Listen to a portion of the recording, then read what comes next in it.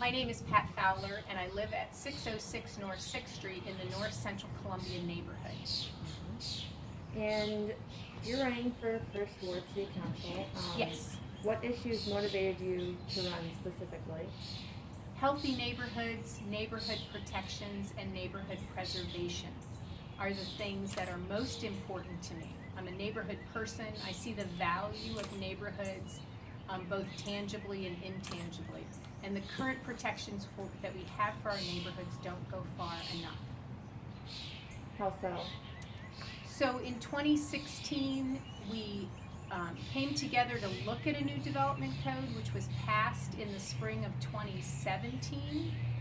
And while it says it has neighborhood protections in it, the neighborhood protections would still allow an out-of-scale, oversized residential property to be built next to our small footprint houses. And that has an effect of displacing people. So if you've been down at the corner of College and Walnut and seen the size and scale of Brookside, imagine one of those buildings. Now that's a T. There's a building here, they go like this, and then there's a building across the street that's also a T. But imagine one of those buildings 200 feet long that you could pick up and put next to any one of the houses, if these houses are zoned R3, and be next to them, with some setbacks, which while the setbacks are well intentioned, actually make it even look more awkward.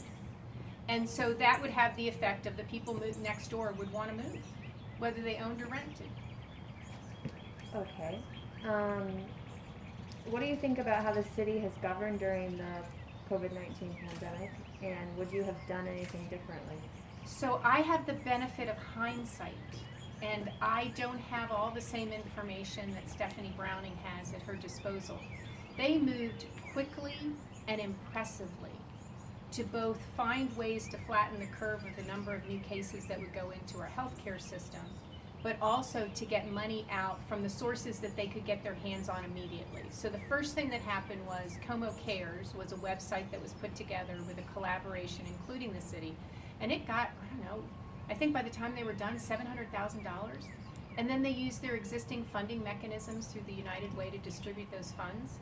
So I believe it's always important to have an after-action assessment, and that's a term I borrowed from somebody who was talking about medical stuff on CNN or NPR or whatever, that they always afterwards look to see what did we do well, what didn't we do well, what would we change next time. I think that that's important for the city to do, and unfortunately, if the virus rebounds this fall or this winter, we would have to do this again within a short period of time. So that an after-action assessment would be a really good idea in the interim. Do you think the city is opening up too quickly? That's a really difficult thing for me to answer. I did go to the first city council meeting that the immediate stay-at-home order had been lifted. So May 4th, I'm in council chambers wearing a mask. Then they lifted another level of restrictions. May 18th, I'm in council chambers wearing a mask. So I personally, given what I need to do to take care of myself, I've been able to safeguard myself by using masks and hand sanitizer and washing my hands and staying away from people. I'm only proximate to my beagle. That's who I spend the most time with. But when you have other complexities in your life, like kids, and you have a job that requires you to actually be in the office as opposed to remote, it's hard to know. And one of the things that guidelines or requirements from the Department of Health allow everyone to be safe rather than have to choose their financial decision making. Am I going to lose my job if I don't go to work? Versus, I have to stay at home. It's one of the side benefits of regulation, that it actually does bring some benefit to everyone because everyone has to do it. I don't know the rest of it. I want to go to church. I think they probably would let me go to church if we sat X number of feet apart. I don't know that it's the same experience. I think I'll continue to stream church. I want to eat out, but what I've been doing is takeout, just like everyone else, because I want to support local restaurants. I don't know. I think we're at a place now in this lull that we get to make our own decisions.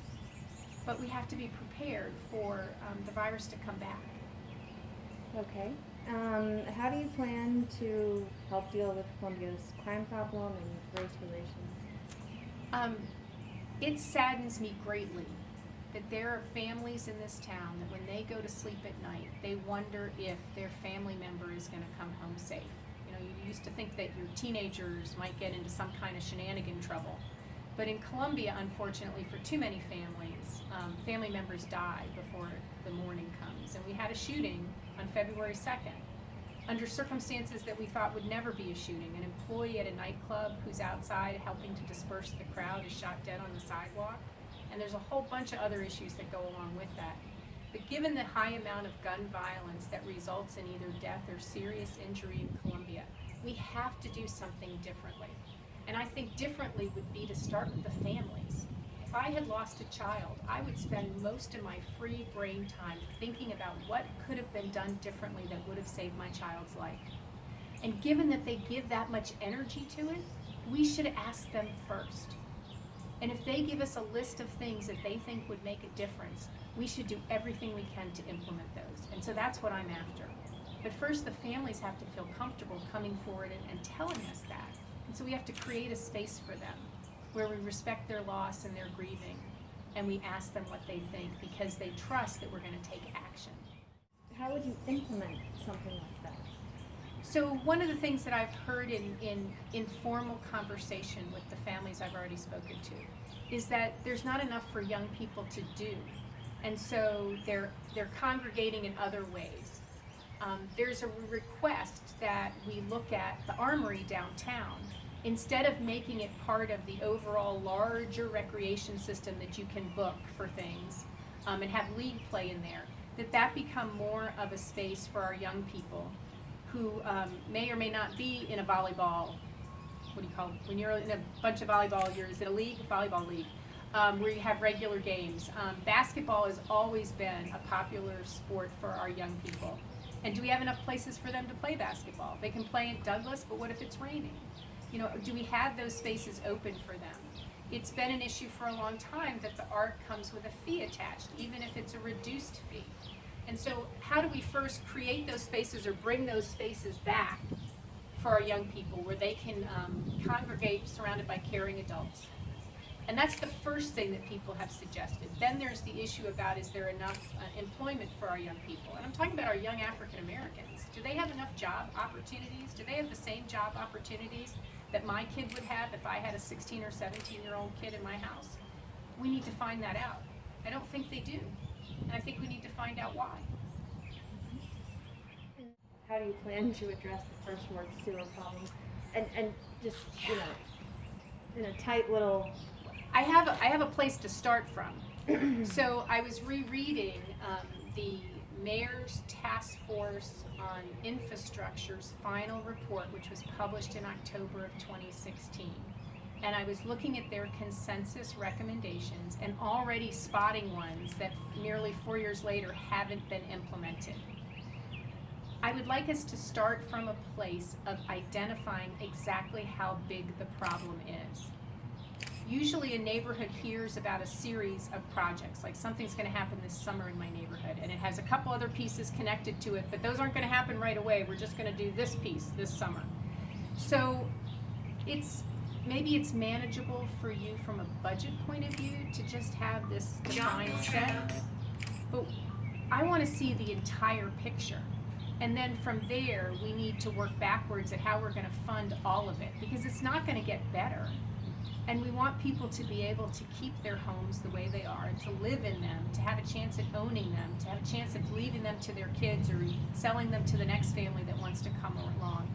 The idea that taking down a house and then deferring the rest of the fix for stormwater is not a solution, particularly in a town that is already struggling with having enough affordable housing.